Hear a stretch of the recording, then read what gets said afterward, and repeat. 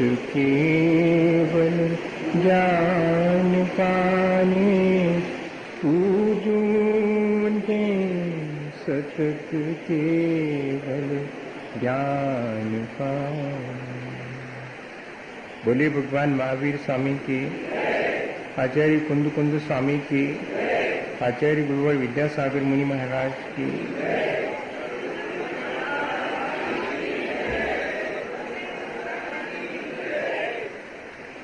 हम सभी लोग पिछले कई दिनों से लगातार एक ही बात पर विचार कर रहे हैं कि हमारा जो शेष जीवन रहा है उसे हम कैसे व्यवस्थित करें, उसे हम कैसे और बेहतर ढंग से जीने के लिए पुरुषार्थ कर सकें।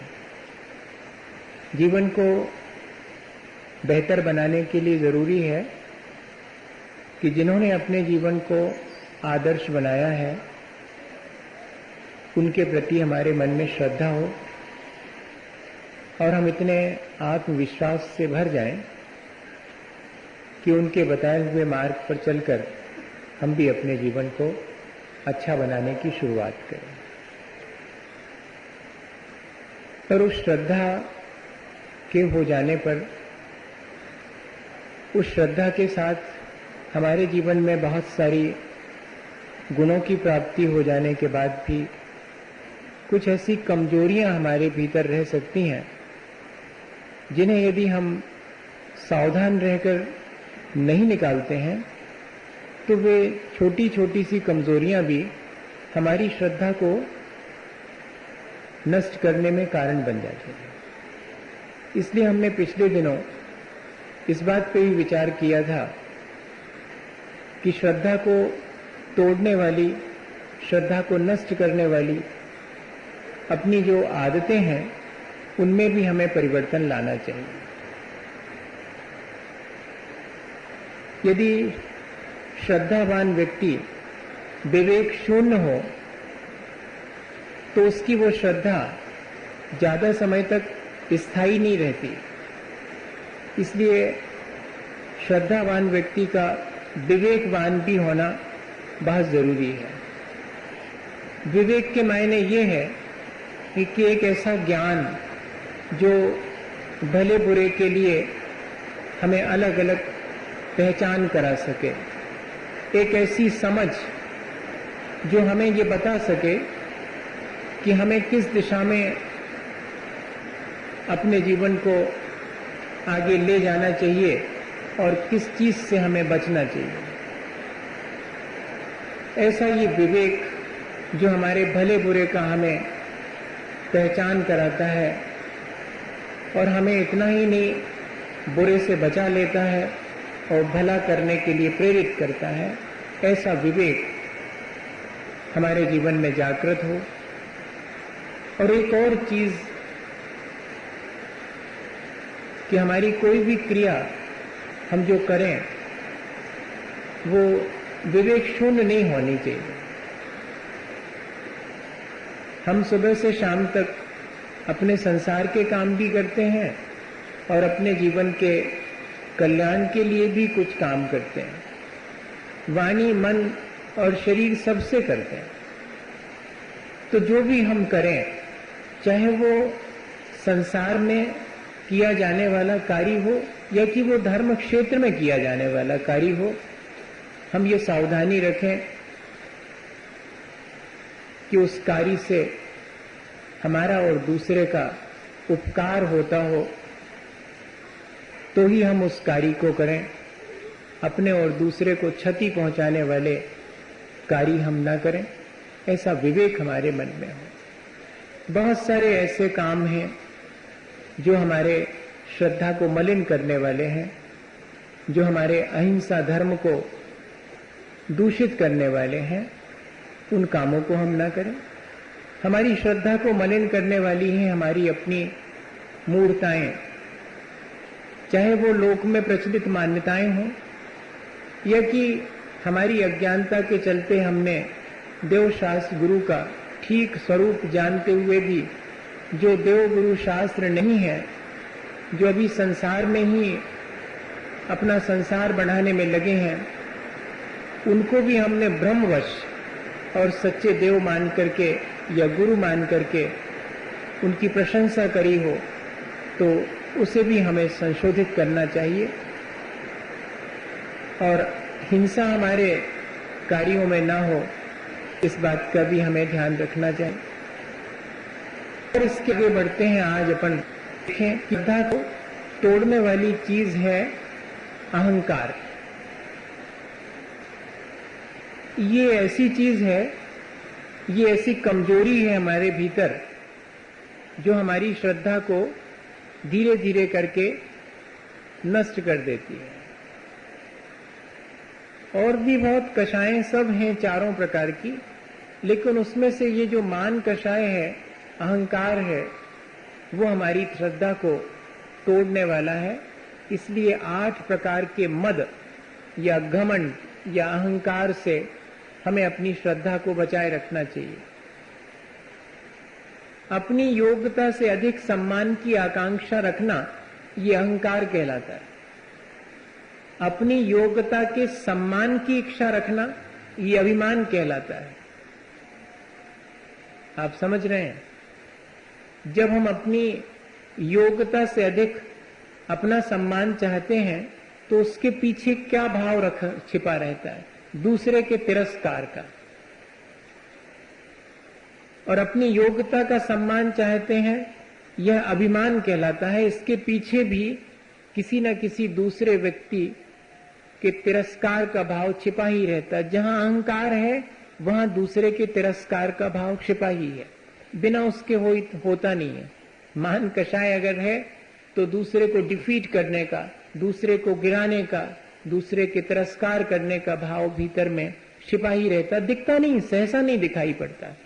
मैं बड़ा हूं, ये साबित करने के लिए दूसरे को छोटा किए बिना तो संभव ही नहीं है। अपनी लकीर बड़ी करने में जो हम जबरदस्ती अपनी योग्यता के बिना पुरुषार्थ करते हैं, तो वो ये होता है कि दूसरे की मिटा करके अपनी बड़ी होती, उसके बिना तो होती नहीं। वरना अपनी लकीर बड़ी करने वाले को अहंकार करने की आवश्यकता नहीं आएगी, वो तो अपने आप में सेल्फ सेटिस्फाइड रहेगा। इसलिए जब जब भी हमें अपनी योग्यता से अधिक सम्मान की इच्छा अपने मन में जागृत हो, तो सावधान होना चाहिए। और अपनी योग्यता के सम्मान की इच्छा जागृत हो, तब भी सावधान रहना चाहिए। तीसरी एक अवस्था और है, जिसमें कि हम अपनी योग्यता का सम्मान तो नहीं चाहते, लेकिन हम अपमान भी नहीं चाहते। वो अवस्था है स्वाभिमान की। वो एक बार फिर भी ठीक है, लेकिन वो स्वाभिमान भी कब अभिमान बन जाता है, इसकी सावधानी रखना। कई लोग ये कहते हुए पाए जाते हैं कि हमारा भी तो कोई स्वाभिमान है, तो इसका मतलब है कि ये आपका अभिमान है, ये कहना पड़ा आपको।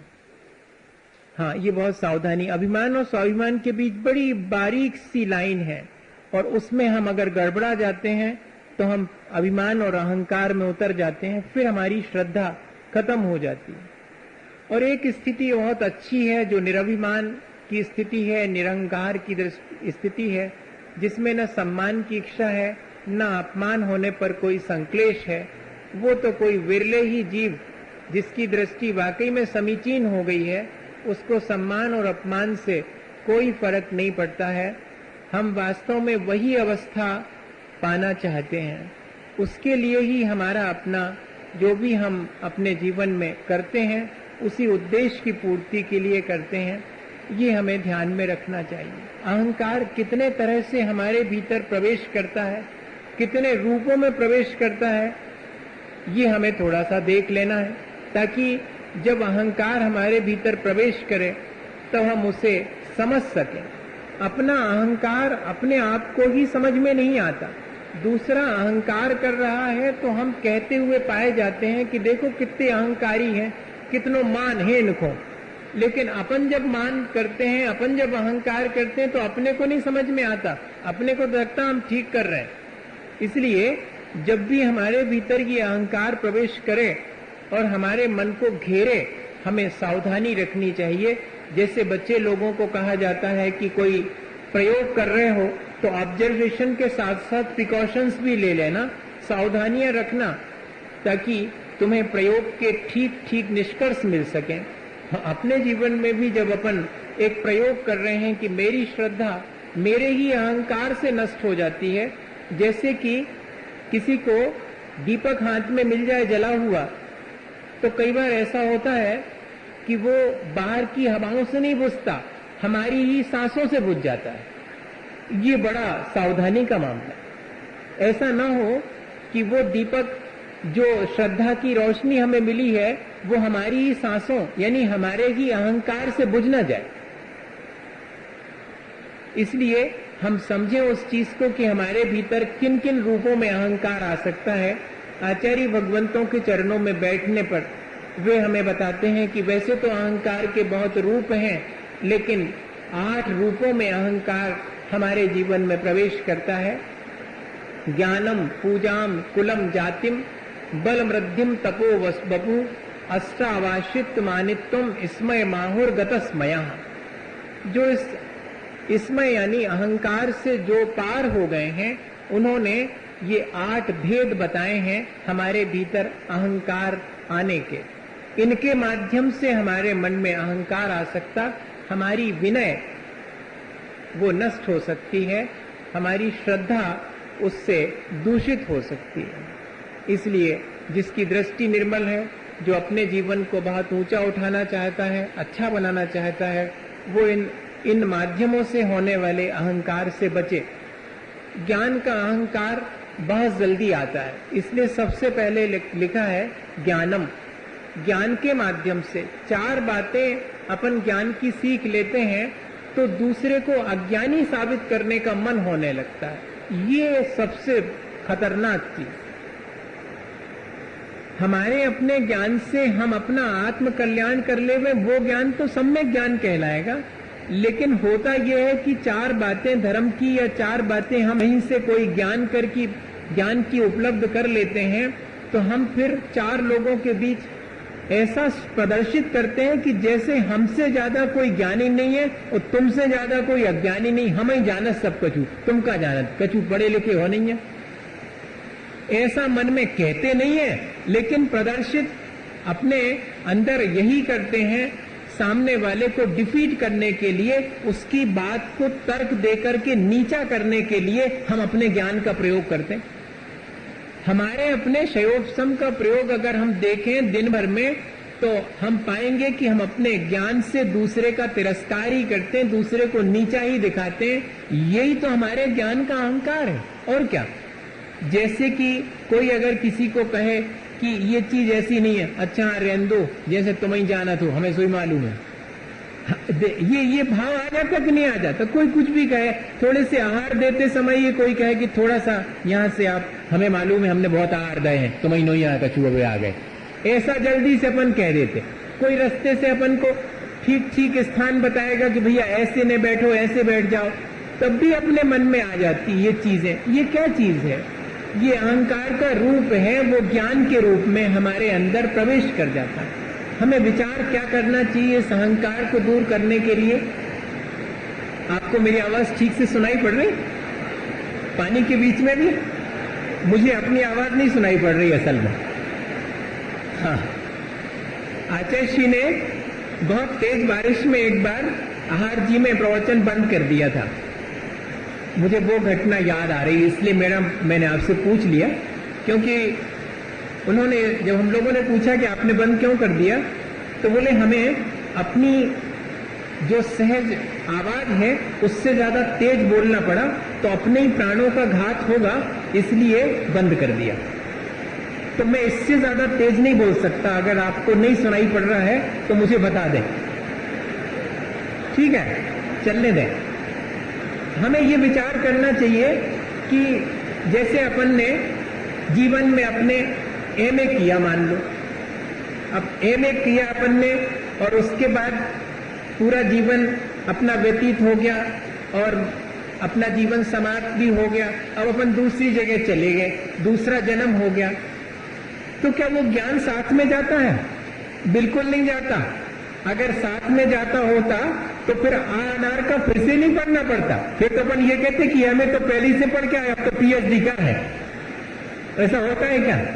आज तक कोई भी इधर इधर कितने भी पढ़ा लिखा हो और मरण के बाद में फिर से उत्पन्न हो तो अनार से शुरू करना पड़ता। उस छोटे से क्षयोग सम ज्ञान का मैं अहंकार करूं, ऐसा विचार अपने भीतर आना चाहिए कि अरे इतना थोड़ा सा ज्ञान मेरे को है जो कि मेरे साथ भी नहीं जाता है, और फिर मैं उसका अहंकार करूं और अहंकार के चलते मैं दूसरे के ज्ञान का तिरस्कार करूं, ये तो मेरे लिए ठीक नहीं है। अगर ऐसा भाव हमारे भीतर आ जाए तो ये अहंकार ज्ञान का अपने आप नष्ट हो जाता और हमारी ज्ञान के प्रति, सम्यक ज्ञान के प्रति श्रद्धा बनी रहती। जब जब भी ध्यान रखना, जब जब भी दूसरे के अच्छे ज्ञान की बात सुनकर के उसकी प्रशंसा करने का भाव नहीं होता तो ये भी अहंकार ही है। हाँ, ऐसा होता है कई बार कि हम कहीं से कोई अच्छा ज्ञान, सम्यक ज्ञान, उसकी चर्चा चल रही है तो हम उसकी प्रशंसा नहीं कर पाते हैं, बल्कि हम ये इस मौके की तलाश में रहते हैं कि कैसे ये इसका बोलना बंद हो और मैं इन सब चीजों को अभी काट करके और ठीक कर दूं। ये कभी नहीं करना चाहिए। ये सम्यक ज्ञान का अनादर है, फिर हमारा सम्यक ज्ञान धीरे से छूट जाएगा। इसलिए जहां पर भी सम्यक ज्ञान की चर्चा हो उसका अनादर नहीं करना, उसका तिरस्कार नहीं करना, और जो ज्ञानवान हैं उनका भी तिरस्कार नहीं करना। तब जाकर के हमारा ज्ञान वास्तविक ज्ञान कहलाएगा और वो केवल ज्ञान में कारण बनेगा। आचार्य भगवंतों ने लिखा, जो विनय पूर्वक निरलस होकर अर्थात आलस छोड़कर इस जीवन में इस थोड़े से क्षयोपशम ज्ञान का अभ्यास करता है, उसका ये थोड़ा सा ज्ञान भी आगामी जीवन में केवल ज्ञान का कारण बनता है, लेकिन विनय पूर्वक होना चाहिए। पूरी श्रद्धा के साथ और विनय के साथ में ज्ञान को हम हासिल करें तो हम उस ज्ञान के अहंकार से बच सकते हैं। मैं आपको एक घटना सुनाता हूं। आचार्य महाराज के जब आगम वाचना आचार्य महाराज के सानिध्य में 1980 में और शुरू हुई थी, सागर में पहली आगम वाचना हुई षटखंड आगम की, और बड़े बड़े विद्वान, जिनमें से तो अब कोई भी नहीं रहा उस समय, वो सारे 6-8 विद्वान तो सबसे बड़े विद्वान थे और बाकी तो 50-100 विद्वान, उनमें से भी अब बहुत थोड़े बचे हैं। वो जो बड़े विद्वान थे वो तो नहीं रहे। वहां पर उस चर्चा के बीच में एक शब्द अटक गया। उसका मेन स्क्रिप्ट में क्या अर्थ होना चाहिए ये किसी को नहीं सूझ रहा। वहां पर होता रहा। आचार्य महाराज भी चुपचाप सुन रहे हैं, सारे विद्वान अपने अपने ओपिनियन दे रहे हैं कि इसका अर्थ ये होना चाहिए, वो कह रहे हैं इसका अर्थ यहाँ तो ये होना चाहिए। अब कुछ समझ में नहीं आ रहा, कुछ क्लियर नहीं हो रहा। वहीं पर बैठे हुए थे जिनेन्द्र वर्णी, सब परिचित होंगे जिनेन्द्र वर्णी से। 3 वर्णी प्रसिद्ध हुए अपने यहाँ पर, गणेश प्रसाद वर्णी, जिनके मैं उदाहरण आपको उनकी सरलता के सुनाया करता हूँ, बड़े वर्णी जी कहलाते थे। फिर मनोहर लाल वर्णी, और फिर तीसरे नंबर पर ये जैनेन्द्र वर्णी। उन्होंने कोश लिखा है, जैनेन्द्र शब्दकोश, भारतीय ज्ञानपीठ से 4 वॉल्यूम। इतना 150 ग्रंथों को अध्ययन करके 17 साल में जिसे उन्होंने कंपाइल किया है, संकलित किया है, रीअरेंज किया है, जिसको कि आज कई लोग जो है देख भी नहीं पाते हैं, उसमें से ढूंढ नहीं पाते कि कौन सी चीज कहां मिलेगी। वो उनने इतना अधिक ज्ञान, उनका क्षयोपशम ज्ञान, जिससे उन्होंने सम्यक ज्ञान की का आलोड़न करके वो रचना करी। वो भी वहीं बैठे लेकिन चुप हैं। मजा देखिएगा। अब अचानक आचार्य श्री का ध्यान चला गया तो आचार्य श्री ने धीरे से कहा कि वर्णी जी, आपने तो कोश लिखा है, आपको तो इस शब्द का अर्थ किस ग्रंथ में कौन सा है ये सब मालूम होगा। तो उन्होंने हाथ जोड़ लिए और फिर क्या बोले कि आपकी आज्ञा हो तो कहूं। तो आचार्य जी ने कहा, हाँ बहुत बहुत, आप बोलिएगा। तो उन्होंने उसका अर्थ जो अलग अलग ग्रंथों में था वो सहर्ष बता दिया। जब वो अर्थ बताया तो सब समाधान हो गया। तो उसमें से जो एक पंडित जी थे वो एकदम बोले, अब जब आपको मालूम था तो हम लोग आधे घंटे से परेशान हो रहे थे, पहले क्यों नहीं बता दिया आपने। तो क्या बोले, इतने बड़े विद्वान और इतने बड़े आचार्य महाराज के सम्मुख में क्या उस पर बिना कहे और अपने बीच में ज्ञान को बताऊं। ये है ज्ञान के विनय। नहीं तो अधजल गगरी छलकत जात, चार बातें पता नहीं लगी और चर्चा कहीं चल रही तो बीच में शांत नहीं रह सकते। हमें मालूम, हम बताएं ये चीज ऐसी है। इससे बचना चाहिए। हमें बहुत ज्ञान को हासिल करके और अपने भीतर और धैर्य और अपने भीतर विनय बनाए रखनी चाहिए। और सम्यक ज्ञान और सामान्य ज्ञान की विशेषता यही है, अंतर दोनों में यही है कि जिसे सम्यक ज्ञान होता है उसे अहंकार न आकर के ये लगता है कि मेरा ज्ञान तो बहुत थोड़ा सा है, उस केवल ज्ञान की अपेक्षा से तो यह अत्य है। अपनी अज्ञानता का एहसास होता है अगर सम्यक ज्ञान हो जावे तो, और भौतिक ज्ञान होता है तो अपने आप को बहुत बड़ा ज्ञानी मानने का अहंकार हमारे भीतर प्राप्त उत्पन्न हो जाता। जब जब भी हम सम्यक ज्ञान का अभ्यास करें तो भैया ये अपने भीतर देखते रहें कि हमें तो वास्तव में गौरव इस बात का होना चाहिए कि मेरा स्वभाव तो केवल ज्ञान का है, जो कि शायद ज्ञान है। ये तो थोड़ा सा मुझे मतिशुद्ध ज्ञान हुआ है, वो तो शायोपसमिक ज्ञान है। मैं आपसे ज्ञान के अहंकार की बात करूं, कैसे अहंकार से हमारा ज्ञान ढक जाता है। मेरे अपने जीवन की घटना आपको सुनाता हूं। सन 1991 में सतना चतुर्मास में, और जब हम लोग डिस्कशन करने बैठते थे शंका करने, तो इतवार का दिन था और मेरे हाथ में ढेर सारी पर्चियां थे। मैं एक प्रश्न का जवाब देता चला जा रहा था बिना रुके हुए, और उतने में एक पर्ची आई। मैंने उससे उठा करके जैसे ही पढ़ा, उसमें लिखा था कि अद्भुत है आपका ज्ञान, आप हर प्रश्न का बिल्कुल टू द पॉइंट और लगातार जवाब देते जा रहे हैं। लग रहा है कि सरस्वती मानो आपकी जिह्वा पर आके बैठ गई। ऐसा वो उन्होंने प्रश्न नहीं था, उन्होंने प्रशंसा लिख के भेजी थी। मेरा ध्यान गया, मैंने पढ़ा, मेरे अंदर भी क्षण भर को ये लगा, ईमानदारी से क्षण को ये लगा कि हाँ मेरा ज्ञान तो है ही। आप आश्चर्य करेंगे, उसके बाद वाले प्रश्न का उत्तर मुझे 30 सेकंड लग गए, आ नहीं रहा। जबकि एक भी प्रश्न सामने आते ही उत्तर, आधा प्रश्न पढ़ करके मैं दे रहा था और फिर पूरा प्रश्न पढ़ने के बाद 30 सेकंड बाद भी मुझे उसका उत्तर नहीं आ रहा। अपनी गलती तुरंत समझ में आई और मेरी आंख भीग गई। आचार्य महाराज को स्मरण किया कि मैंने व्यर्थ अहंकार किया, और उसके बाद फिर ज्यों के त्यों उत्तर आना शुरू हो गए। ये क्या चीज थी?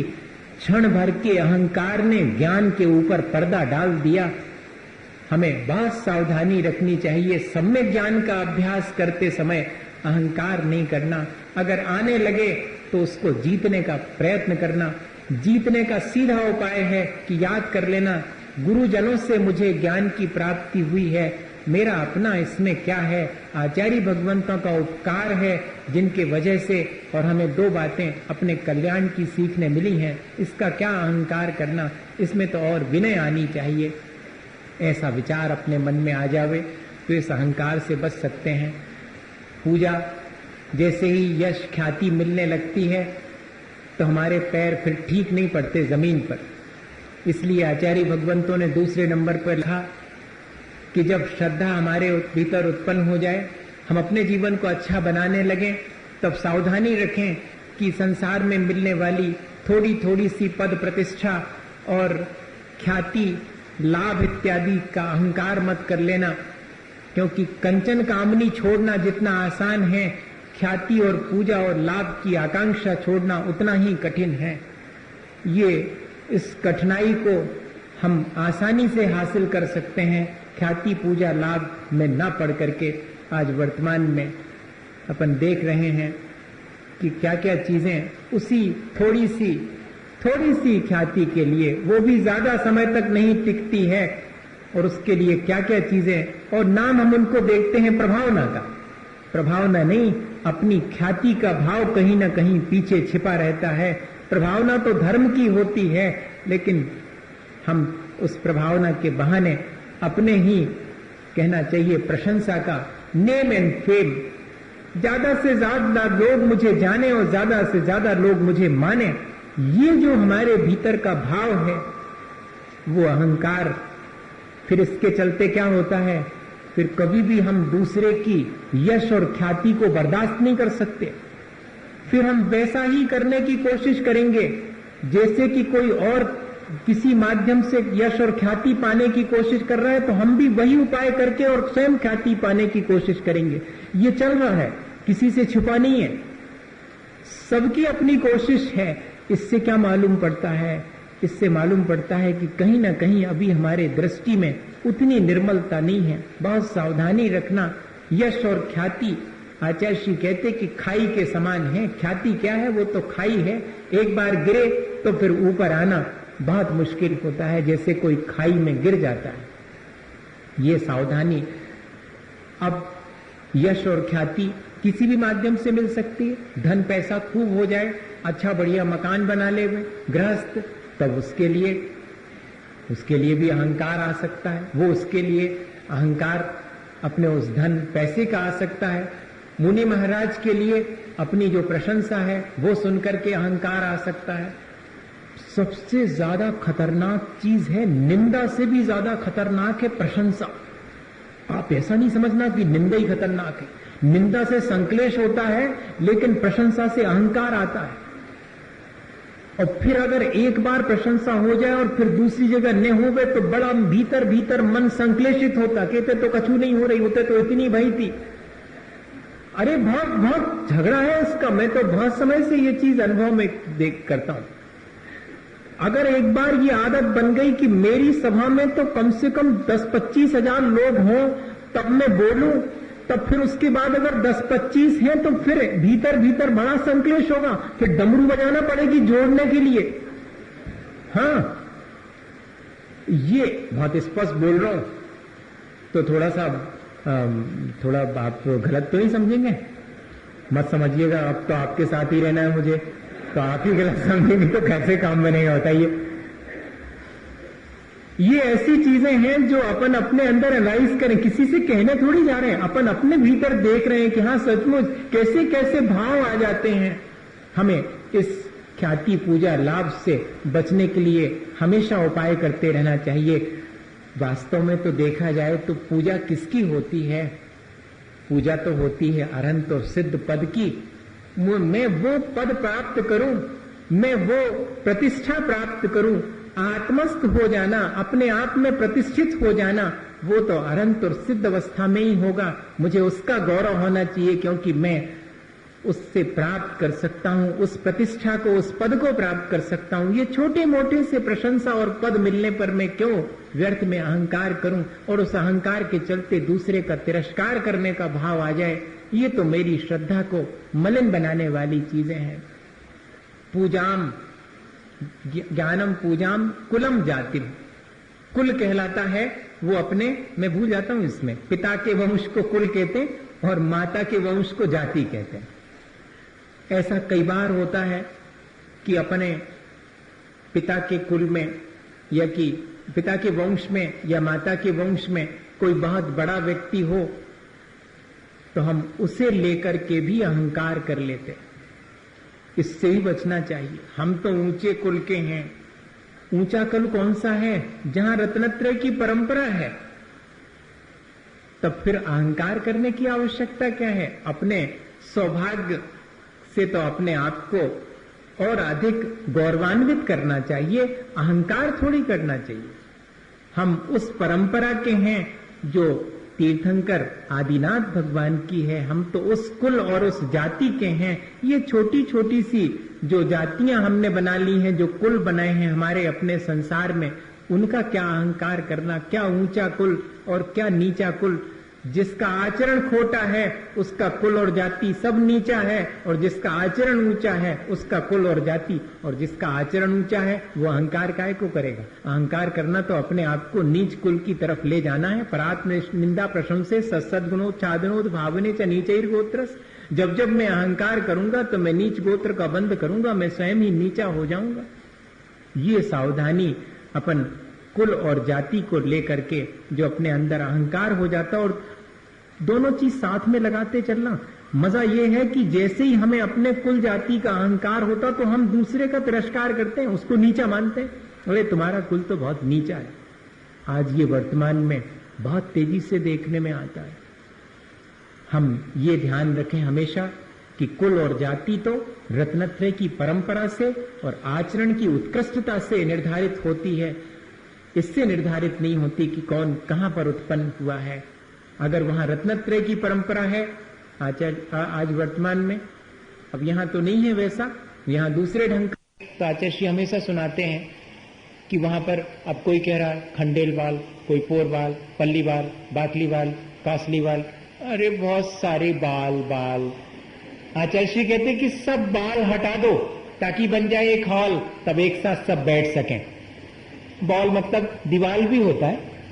ये जाति और कुल की ये जो भेद रेखा हमने बना के रखी, जबकि सब रत्नत्रय की आराधना करने वाले लोग हैं और ऊंचे कुल के हैं, क्योंकि हमने अपने आचरण को ऊंचा उठा रखा, इसलिए हम ऊंचे कुल के हैं। और ऊंचे कुल में पैदा भी हुए हो और आचरण खोटा हो गए तो वो कोई काम का नहीं है। इसलिए ऐसा विचार करके और हमें इस कुल और जाति के अहंकार से बचना चाहिए। ज्ञानम पूजाम कुलम जातिम बलम, कौन सा बल होना तो चाहिए? आत्मबल। लेकिन आत्मबल की जगह हम शरीर के बल का अहंकार कर लेते हैं।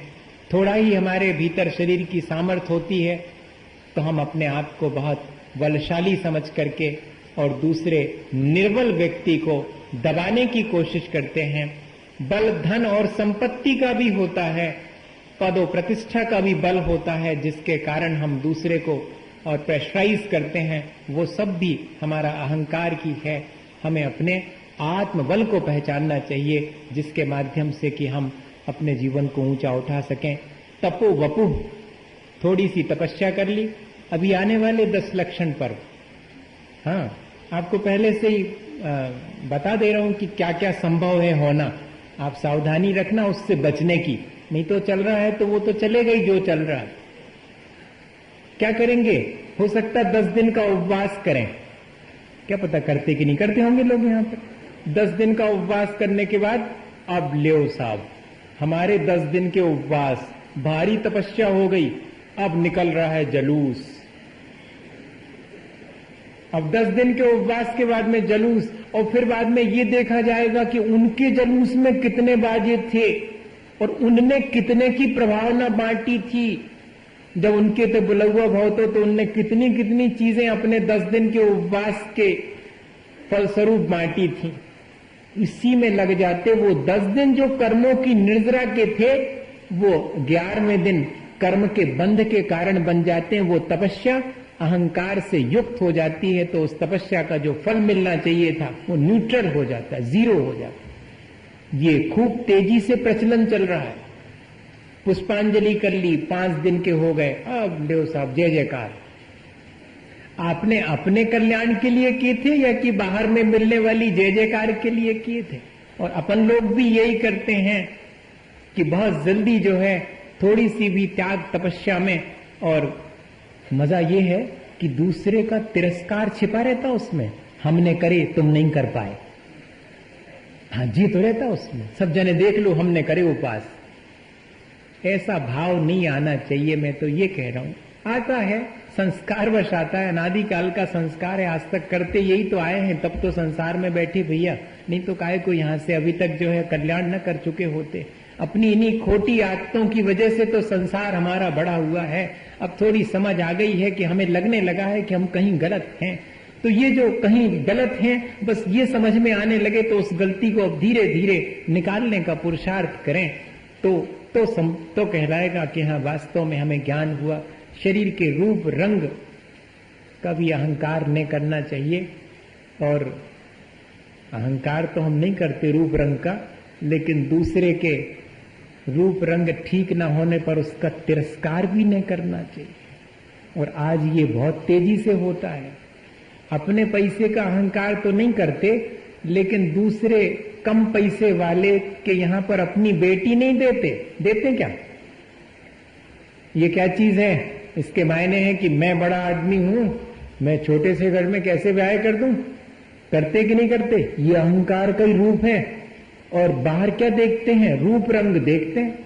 गुणवत्ता कौन देख रहा है? रूप रंग देखते हैं। सुंदर रूप है कि नहीं तो करेंगे। इसका मतलब है कि आपने जो रूप सुंदर नहीं है उसका तिरस्कार तो कर दिया, उसे रिजेक्ट तो कर दिया। रिजेक्ट करने के ढंग अलग हैं। वैसे तो सब ठीक है, मगर अब हम अपने माता पिता से और उनसे सबसे पहले सलाह कर ले, फिर आंखों बते हैं 8-10 दिन बाद। बताऊं ने कहा है तो कह दो ना मुंह पे कि हमें नहीं लग रहा अच्छा। लेकिन नहीं, वो अपना स्टाइल देखो अहंकार का, तिरस्कार करने का। गुणवत्ता में अगर कहीं कोई कमी हो तो बात अलग है कि भाई आपके अंदर ये गुण नहीं है, हमें तो ये चाहिए कि हमारे माता पिता हैं और हम वैसी वाली बेटी चाहते हैं जो हमारे माता पिता की सेवा करे, और हम तो बहुत अकेले हैं इसलिए हमें तो वैसी वाली बेटी चाहिए जो कि घर में 4 लोगों को भोजन बना करके खिला सके, इसलिए हम ऐसा ढूंढ रहे हैं। ये अलग बात है। लेकिन नहीं, हम चूंकि हमारा स्टेटस ऐसा है, हम तो बहुत बड़े आदमी, इसलिए भैया ऐसी करेंगे जिसमें कि जरा हमारे जो बाराती आए उनके लिए अच्छे से स्वागत हो सके। ये सब कह रहा हूं, ये जितना भी अपन चर्चा करते ना ये धर्म की, उसके साथ में ये वाली चर्चा करना पसंद नहीं करते। ये तो लगती सांसारिक चर्चा, लेकिन कर तो संसार में वो ही सब रहे हैं। अकेली धर्म की चर्चा करे अकेले से क्या हुई है?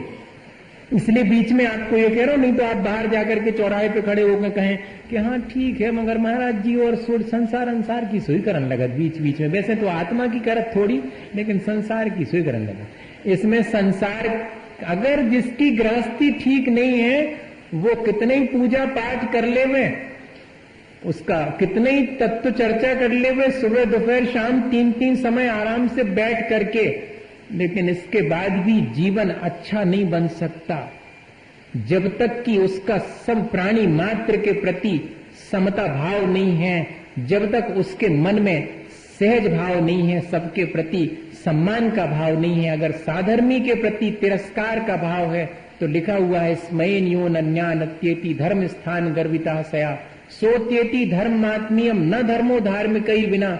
जो अपने इन सब ज्ञान इत्यादि के वशीभूत होकर के अहंकार करके अपने साधर्मी का तिरस्कार करता है, मानिए वो अपने धर्म का ही तिरस्कार करता है, क्योंकि धर्म बिना धर्मात्मा के रह नहीं सकता। पोथी में नहीं रहता, वो धर्मात्मा के जीवन में रहता है धर्म। इसलिए कभी भी अपने इन चीजों के अहंकार के चलते किसी धर्मात्मा का, अपने साधर्मी का तिरस्कार नहीं करना। हम उसका सम्मान नहीं कर पाए तो कोई बात नहीं, लेकिन तिरस्कार न करें। मैं आपको आचार्य महाराज के जीवन का एक और संस्मरण सुनाता हूं। दोपहर में नहीं सुनाऊंगा, अब 2 हो गए आज के। एक व्यक्ति ने कहा था रोज एक तो सुनाया करें आप, तो मैंने आज 2 सुना दिए। कैसी विनय होती है बड़े लोगों की, कैसी विनय होती है, कितना ज्ञान है आचार्य महाराज के पास, कितनी तपस्या है उनकी, क्या चीज नहीं है उनके पास जो कि सर्वश्रेष्ठ हो सकती है आज के इस युग में। इसके बाद भी देखिएगा, वही सतना से हम लौट कर चतुर्मास करके हम महाराज लोग सब आ रहे थे। उस समय हमारे साथ समता सागर जी, प्रमाण सागर जी और 6 महाराज हम लोग थे। और जब मैंने शायद सुना दिया था, नहीं सुनाया, तो जब हम वहां से लौट करके, अगर आप कह देते कि सुनाया तब भी हम सुनाते। अब क्या करें, वो फिर दूसरा कहां सुनाएंगे नहीं पर ऐसे कर देता हूं, मुद्दू बना देता हूं आपको। अब क्या हुआ कि वो लौट करके आए वहां से, तो मालूम पड़ा जबलपुर तक आ गए, आधार ताल में रुके हुए थे, और वहां पर मालूम पड़ा कि आचार्य श्री वर्गी होकर के जबलपुर ही आ रहे हैं। हम लोग बहुत खुश हुए। पहले तो ये सोचा था कि आचार्य श्री से मिलने के लिए अभी और आगे जाना पड़ेगा, पर आचार्य श्री जो है और यहीं पर आ रहे हैं, जबलपुर आ रहे हैं, और हम लोग तो आधार ताल यानी जबलपुर से 15 किलोमीटर वहां पर थे। तो समाचार भेजा ब्रह्मचारी जी को कि हम लोग यहाँ पर रुके हुए, आपकी क्या आज्ञा हमारे लिए। फौरन वहां से आ गया आदेश कि आगे बढ़ो की तरफ। बस इस मतलब है कि आचार्य श्री आ रहे हैं भैया जी की तरफ, और हम आचार्य श्री वहां से बरी से चले और हम लोग मड़िया तो आ गए। लेकिन आचार्य श्री अभी पता लगा कि 6 किलोमीटर और अभी पीछे। तो हम लोग जो है वहां आने के बाद फिर और आगे आचार्य श्री को लेने के लिए चले 6 किलोमीटर, और वहां आचार्य श्री के दर्शन किए, मिले। फिर आचार्य श्री के साथ फिर वापस मड़िया जी आ रहे थे उस रास्ते में जो है, और हम लोगों ने चलते चलते कहा कि आपकी कृपा से और चतुर्मास में बहुत अच्छे से धर्म ध्यान हुआ, सबने भी बहुत बढ़िया से धर्म ध्यान किया, सब आपकी कृपा से हुआ, बहुत अच्छे से प्रभावना हुई।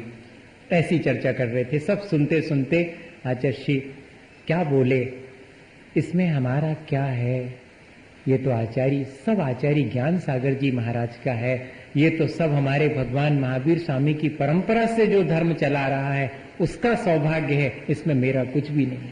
बताइए, चाहते तो उस सब का श्रेय वो ले सकते थे, चाहते तो अपनी उस प्रशंसा को सहर्ष स्वीकार कर सकते थे, लेकिन क्या जवाब दिया कि इसमें मेरा क्या है, ये तो हमसे पहले जो आचार्य हुए हैं उन सब की परंपरा और भगवान महावीर की स्वामी की परंपरा है, उस सब का श्रेय तो उनको जाता है, हम कौन हैं उस श्रेय को लेने वाले। भाई अपन भी जो यहाँ पर उपलब्ध है अपने लिए सच्चे देव गुरु शास्त्र का सानिध्य, उससे हमने जो भी अपने जीवन में हासिल किया है, चाहे ज्ञान हासिल किया हो, थोड़ी प्रशंसा हासिल की हो, हमने अच्छा कुल अपने सौभाग्य से पाया हो, या अच्छा शरीर हमें मिल गया हो, रूप रंग अच्छा मिला हो, उस सब की तरफ न देख करके और हम ये देखें कि किसकी कृपा से हमें ये सब प्राप्त हुआ है, किसका उपकार है हमारे ऊपर, उस पूरी परंपरा का उपकार है हमारे ऊपर, जिसने कि हमें धर्म के मार्ग पर लगाने के लिए उपदेश दिया है, उन तीर्थंकरों का,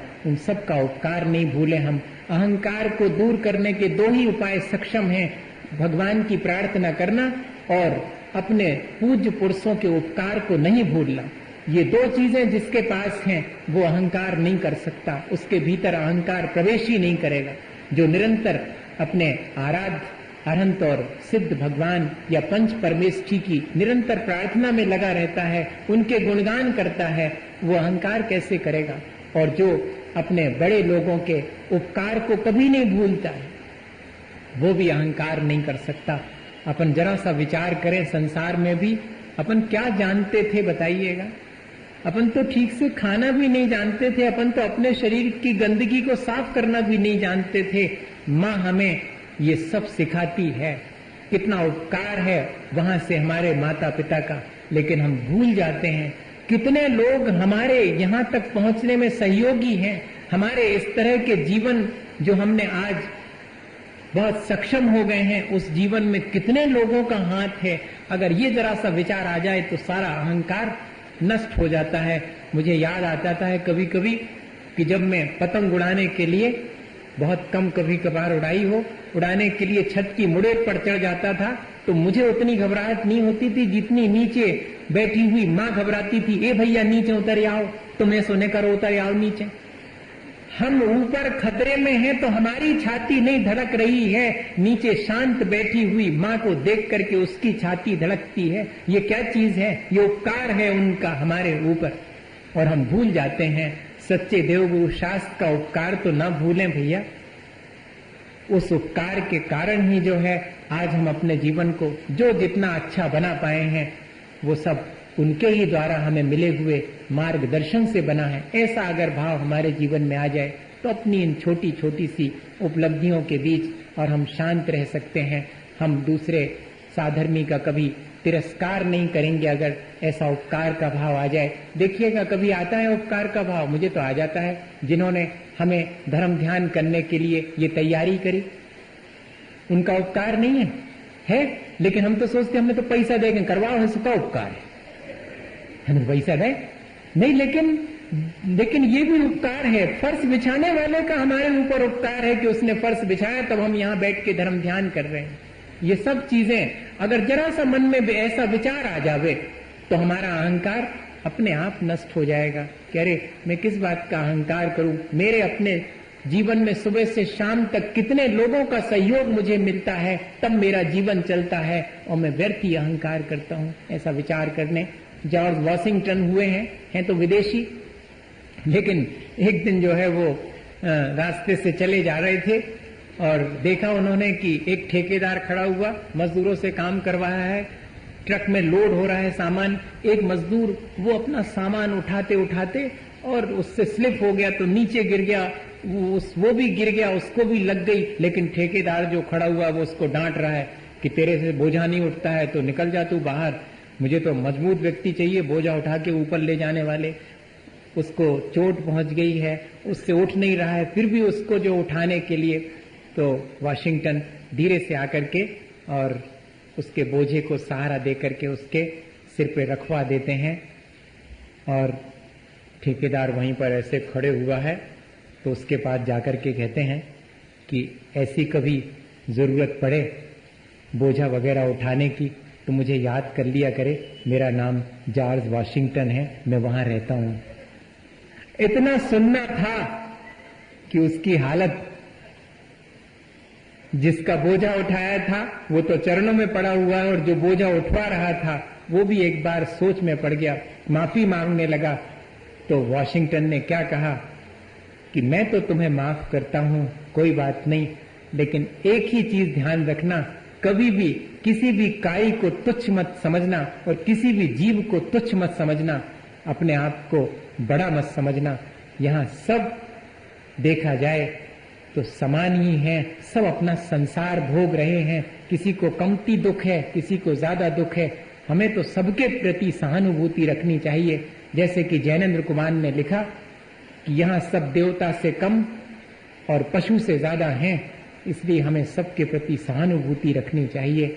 भैया, अगर ऐसा भाव हमारे भीतर बना रहेगा तो ही हमारी श्रद्धा बनी रहेगी और हमारा जीवन ऊंचा उठता रहेगा। हमें कभी भी अहंकार करके वशीभूत होकर अपने साधर्मी का तिरस्कार नहीं करना चाहिए और अपने अहंकार से हमेशा बचते रहना चाहिए।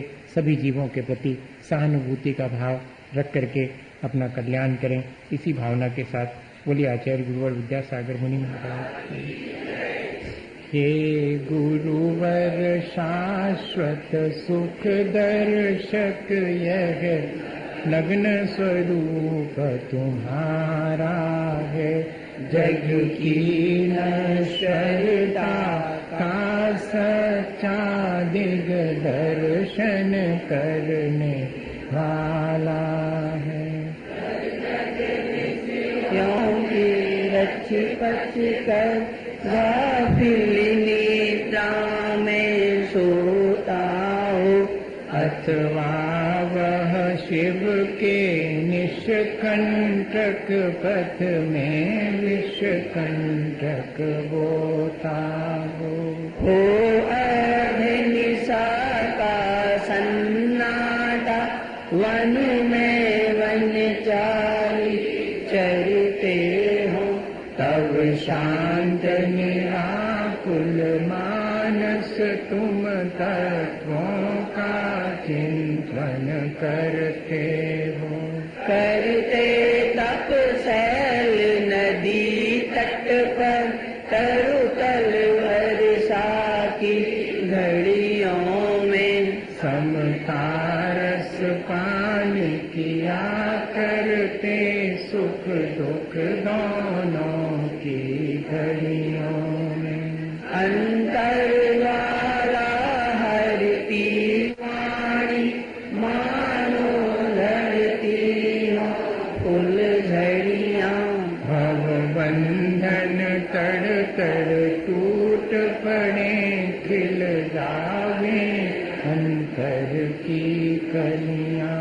तुम सावधानी क्या कोई हो, जग को देवी जग की निधियाँ, दिन रात लुटाया करते हो, शम शम की अविनश्वर मणियाँ। प्रणाम हे ज्ञानी दीप आगम प्रणाम, हे शांत्याग के मूर्तिमान शिवपंथी गुरुवर। क्या कामना से को ज्ञान के प्रकाश देखो, आपा परभास देखो, द्रव्यदान देखो, वंद विषदान सुतारे पिचान देखो, परम प्रमाणी है अनुभव बताए देखो, जीवों के जताए देखो, काबू न सताए देखो, भव्य और आनी है कहाँ को पार के उतार वे को सुख विस्तार वे यही जिन वाणी है। जा वाणी के ज्ञान ते सूझे लोकालोक सो वाणी मस्तक नमो सदा देख मुदक चंदन तंदुल पुष्प कई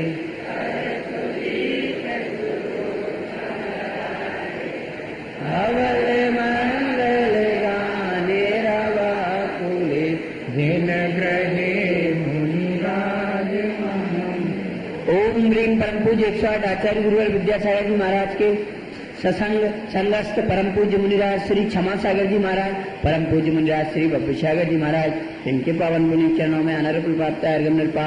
स्वाहा।